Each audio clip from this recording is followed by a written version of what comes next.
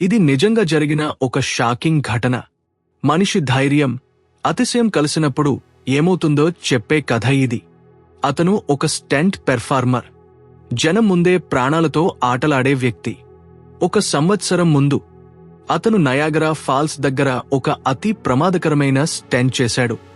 ఒక పెద్ద బ్యారెల్లోకి వెళ్లి ఎత్తైన జలపాతముంచి కిందపడినా అద్భుతంగా బ్రతికి బయటపడ్డాడు.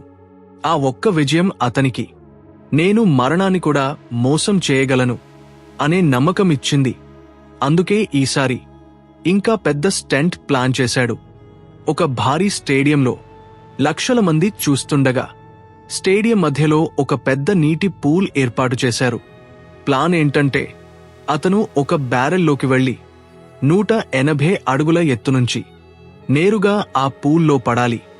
అన్ని జాగ్రత్తలు తీసుకున్నట్టు కనిపించింది. అతనికి కూడా పూర్తి నమ్మకం ఉంది. జనం కూడా ఈసారి కూడా బ్రతుకుతాడు అని అనుకున్నారు. కాని అదే క్షణంలో అన్నీ మారిపోయాయి. బ్యారెల్ కింద పడుతూ పూల్ మధ్యలో కాకుండా పక్కవైపు అంచును ఢీకొట్టింది. ఆ ఢీకొట్టిన బలం చాలా తీవ్రమైనది. ఆ ఇంపాక్ట్ వల్ల అతని ఛాతీ నలిగిపోయింది. తలకి బలమైన దెబ్బ తగిలి తల ఎముకలు విరిగాయి.